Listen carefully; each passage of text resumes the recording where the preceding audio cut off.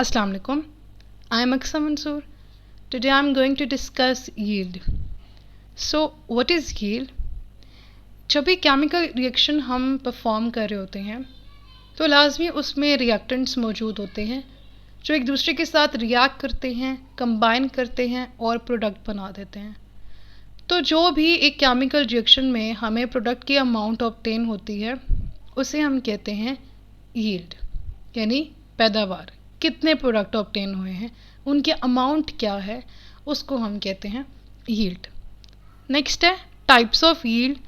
जब भी हम केमिस्ट्री में चीज़ों के साथ डील करते हैं तो 3 तरह की यील्ड्स हमें ऑब्टेन होती हैं। Number 1 is theoretical yield, number 2 is actual yield and number 3 is percentage yield. अब अलग-अलग से इन यील्ड्स को डिस्कस करते हैं। So what is theoretical yield? एक बैलेंस केमिकल इक्वेशन में से जो भी अमाउंट ऑफ प्रोडक्ट कैलकुलेट होते हैं उसे हम कहते हैं थ्योरेटिकल यील्ड।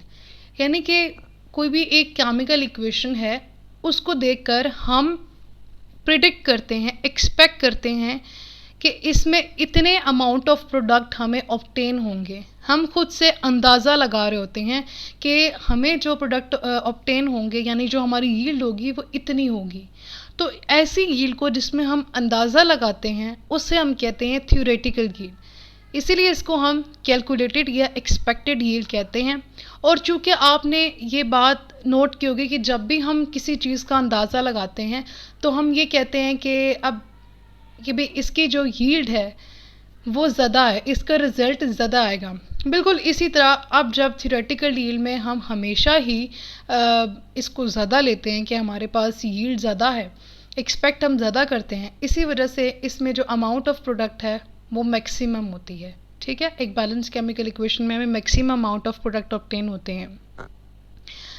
नेक्स्ट है what is actual yield. Actual yield जो भी हमें हकीकत में अमाउंट ऑफ प्रोडक्ट ऑब्टेन होते हैं एक्सपेरिमेंट के थ्रू, उसे हम कहते हैं एक्चुअल यील्ड और इसको हम एक्सपेरिमेंटल यील्ड भी कहते हैं।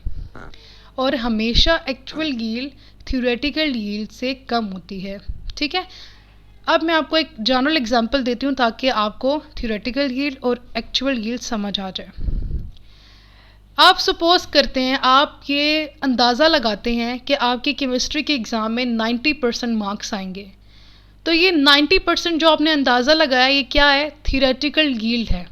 ठीक है, अब आपने तो ये प्रिडिक्ट किया था कि आपके 90% आएंगे, लेकिन आपके केमिस्ट्री एग्ज़ाम में 85% आ गए लेट्स सपोज।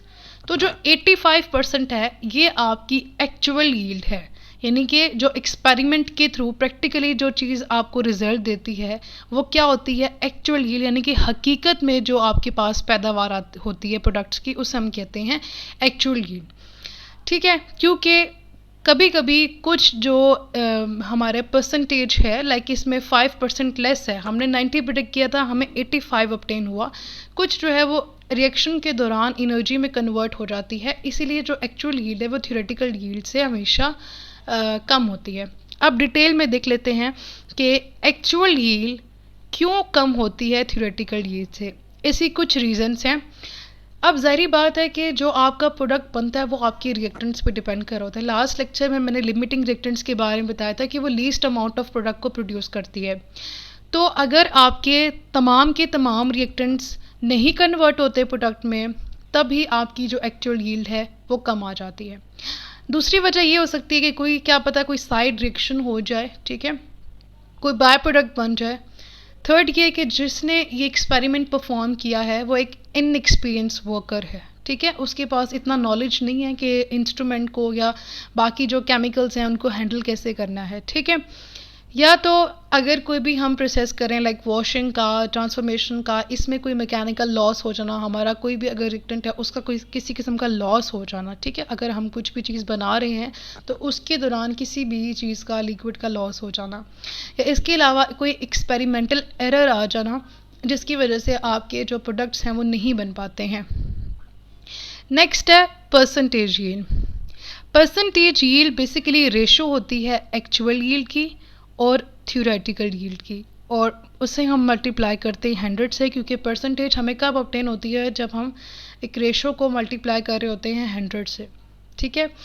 और जो भी हमें परसेंटेज यील्ड ऑब्टेन होती है वो हमें एक केमिकल रिएक्शन की एफिशिएंसी बताती है, ठीक है। अब देख लेते हैं इम्पॉर्टेंस ऑफ परसेंटेज यील्ड। काफ़ी ज़्यादा इसकी इम्पॉर्टेंस है। लाइक परसेंटेज जो यील्ड है, जैसे मैंने पहले बताया कि ये आपको एक रिएक्शन की एफिशिएंसी के बारे में बताती है। अगर आपकी परसेंटेज यील्ड ज़्यादा आती है तो इसका मतलब ये है कि रिएक्शन की एफिशिएंसी ज़्यादा है और ज़्यादा अमाउंट ऑफ रिएक्टेंट जो हैं वो प्रोडक्ट में कन्वर्ट हुए हैं।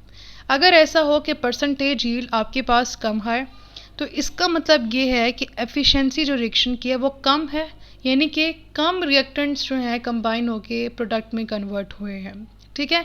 इन शॉर्ट जो आपका रिएक्टेंट है वो बहुत बड़ा रोल प्ले कर रहे होते हैं। अगर रिएक्टेंट्स कम्प्लीटली कन्वर्ट हो गए तब तो आपकी परसेंटेज यील्ड हाई आ जाती है, एफिशिएंसी रिएक्शन की बहुत ग्रेटर होती है। लेकिन अगर आपके रिएक्टेंट्स नहीं कन्वर्ट हो पाते हैं प्रोडक्ट्स में तो आपकी रिएक्शन की एफिशिएंसी है वो ज़ाहिरी बात है कम होगी, यानी कि परसेंटेज यील्ड भी उसकी भी कम होगी। That's all for today. I hope so आज की वीडियो आपको काफ़ी हेल्पफुल लगी होगी। अगर आपको मेरी वीडियो अच्छी लगी है तो इस वीडियो को ज़रूर लाइक कीजिएगा और मेरे चैनल को ज़रूर सब्सक्राइब कीजिएगा। Thank you so much for watching. Allah हाफ़िज़।